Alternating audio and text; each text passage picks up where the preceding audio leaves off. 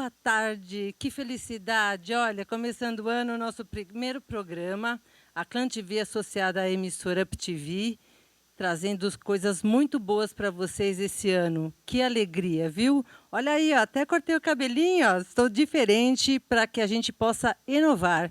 E hoje nós vamos aqui falar nos 3 blocos, o primeiro sobre dores de coluna e dicas para prevenção, o segundo, tudo o que você pode saber sobre o Botox, e o terceiro, técnicas terapêuticas pós-cirúrgica, no caso, a hidrolipo, que nós vamos explicar a vocês. Então, começando o primeiro bloco, e com muita alegria, nós vamos apresentar a Michele, que é a nossa fisioterapeuta, ela faz parte da nossa equipe, e mais uma vez está aqui conosco em nosso programa. Olá, boa tarde para todos vocês que estão aí assistindo a gente. Queria agradecer a Tânia e o pessoal da Up TV pelo convite. Estou novamente aqui para falar para vocês um pouquinho sobre saúde, né? E hoje o tema vai ser sobre dores na coluna e o que a gente pode fazer para prevenção, né? Desde o início da pandemia, aumentaram as buscas na internet sobre dor na coluna, principalmente sobre dor lombar.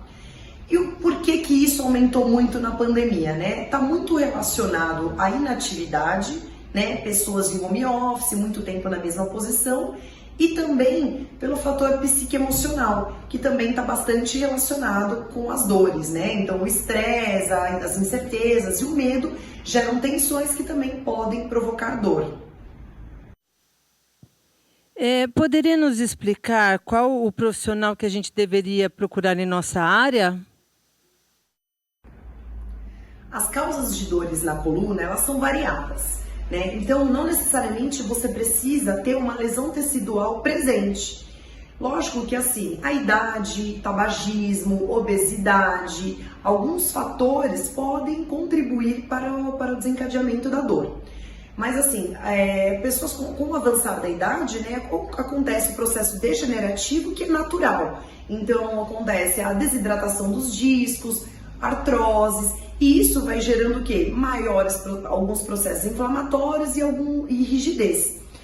E também falta de atividade física, né? Então hoje em dia muitas pessoas estão trabalhando em home office, e mesmo aquelas que não trabalham de home office também têm postos de trabalho onde ficam muito tempo em posturas mantidas. Então sabe-se que o que é prejudicial é permanecer muito tempo na mesma posição, né? Tanto sentado, ou mesmo aquelas pessoas que não trabalham também ficam deitados o dia inteiro. Então a inatividade, ela interfere muito na qualidade e na saúde da sua coluna. Ah, então eu entendi. E olha, eu vou dizer o seguinte, acontece comigo, né? Eu, como profissional cirurgião dentista, que terrível postura, e realmente as dores vão aparecendo, e eu creio que até mais jovens também, independente da idade, possuem esse tipo de problema, né? É comum. E eu já tinha adiantado a pergunta, desculpa, então agora vem aí, que tipo de profissional nós devemos procurar? Pode nos falar, por favor? Então, você pode ir ao médico, né, apresentando dores, onde ele fará uma avaliação, e muitas vezes eles solicitam um exame complementar, mas hoje em dia o fisioterapeuta, ele se tornou um profissional de primeiro contato. Então, o paciente chega para mim aqui na clínica Clã, eu vou fazer uma avaliação prévia e exames clínicos, testes especiais para tentar diagnosticar, né, o que esse paciente tem, que estruturas podem estar envolvidas naquela dor. Muitas vezes, a maior parte das vezes, o exame complementar ele não é necessário.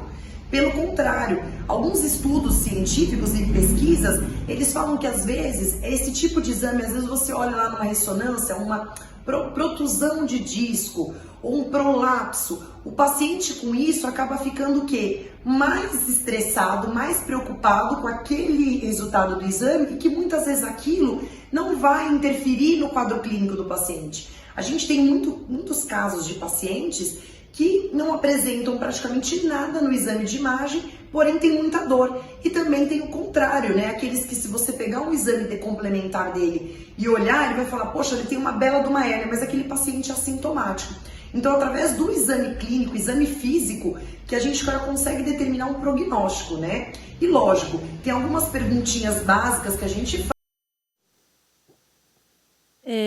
Em relação ao tratamento, no caso, se eu acabo verificando que eu estou com dor, vou procurar então o médico, o fisioterapeuta, o que envolveria esse tipo de tratamento, Michele? Pode explicar um pouquinho para nós, por favor? De acordo com a avaliação que eu fiz do paciente, eu vou ter uma noção do seu prognóstico e aí eu vou determinar o tratamento. Então, pacientes que apresentam alguns sinais neurológicos, eu começo inicialmente com uma terapia manual para liberar toda essa parte musculoesquelética, né? Soltar a parte muscular, um trabalho de tração para melhorar um pouco esse pinçamento dessa raiz. As próprias posturas de RPG também no início ajudam bastante nessa fase inicial de neurológica. Depois que o paciente passa por essa fase, né, onde ele tem às vezes irradiação, no caso da coluna cervical, ele pode ter, se tem um pinçamento, algum comprometimento nervoso, ele pode sentir uma dor no braço ou até um formigamento. E quando o comprometimento é na região lombar, essa dor ela pode ir para as pernas, chegando até os pés. Então, o tratamento inicial consistiria nisso, né? Então, o trabalho mais de terapia manual e até a própria laser terapia também, para diminuir o processo inflamatório. O paciente passou dessa fase aguda, já não apresenta mais sinais neurológicos, o paciente já passa automaticamente para os exercícios. Então, os exercícios, eles consistem em melhorar a mobilidade de toda a coluna, e não só de coluna, né? Muitas vezes das articulações que estão próximas, como quadril, ombro também. E aí a gente vai entrar com os exercícios de força, principalmente. Olha quanta dica boa, gente! Participe do nosso programa, curta, assista o nosso programa, está sendo ao vivo. E mande suas dúvidas lá para o nosso Instagram, por favor, que é @clansaúde. Olha só, ô Michele, você pode nos falar algumas dicas sobre o que pode fazer a gente melhorar, por favor? Então, o que é importante? Primeiro, não ficar parado. A gente fala que cada uma hora e meia, é importante você levantar, se movimentar, fazer algum tipo de exercício, né? Mudanças de posições, né? Muita gente pergunta, eu tenho que abaixar, como que é o jeito certo de abaixar? Como é o jeito certo de dormir? Não existe um padrão correto. A postura certa, o padrão correto é aquele que você se sinta bem, é aquela que não cause dor. Então você não vai fazer um movimento que te cause dor. Mas também tem que tomar cuidado, porque a gente, quando tem dor, começa a ter medo de fazer o movimento. E esse tipo de exercício, se nós estamos em casa, seria ótimo você poder explicar um pouquinho o que fazer, não é? Pode falar um pouquinho para nós? Em casa, algumas coisas que você pode fazer é tentar mobilizar sua coluna, tanto movimentos de flexão, com movimento para baixo do tronco, quanto para trás, e fazer pequenas caminhadas em casa. Então, ficou lá sentado, levanta, dá uma volta, dá uma alongada, se estica, né? E tente adotar um estilo de vida mais saudável.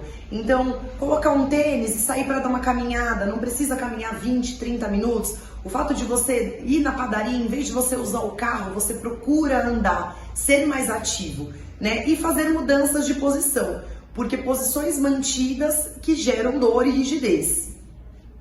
E no caso assim, o que a fisioterapia, já que você tem essa formação, poderia nos ajudar? Além do que eu já disse, né, dos exercícios, o estilo de vida ativo, a fisioterapia, ela atua muito na prevenção, né? A osteopatia, ela procura no paciente todas as disfunções presentes, algumas hipomobilidades, rigidez que esse corpo apresenta. Por exemplo, até alterações cicatriciais, uma aderência cicatricial pode gerar uma tensão por todo esse corpo e isso ao longo prazo pode causar alguma dor na coluna. Então, através da terapia manual da osteopatia, eu consigo já ver algumas disfunções, algumas regiões de pouco movimento no seu corpo, faço esses ajustes tanto com técnicas manipulativas ou técnicas miofaciais para soltar mesmo o músculo. Olha, gente, adorei essas explicações da Michele. E com essa pandemia, né, a gente sabe que tem tentado evitar de ficar saindo fora de casa, mas como essa situação está se estendendo tanto, eu vejo muita gente fazendo exercícios, caminhando nos parques, nas ruas, com os seus devidas restrições e proteções. Então vejam que isso faz muito bem à nossa saúde e em casa, pega lá seus 10, 15 minutinhos, façam seus exercícios de alongamento, porque vai ser muito bom. Tá? Eu agradeço muito as explicações e orientações da fisioterapeuta Michele. Gostaria muito que vocês participassem, entrando em contato conosco pelo Instagram, que seria @cansaude, ou pelo nosso e-mail. Tirem dúvidas, ela está lá à disposição para poder sanar o que vocês desejarem e também, se necessário, pode estar marcando alguma avaliação em nossa clínica. De qualquer forma, mais uma vez eu agradeço a todos vocês pela atenção. O bloco 1 nós já terminamos, agora nós vamos para o intervalo no bloco 2, falando sobre Botox. Aguardem, tem muita coisa para vocês saberem ainda. Um beijo!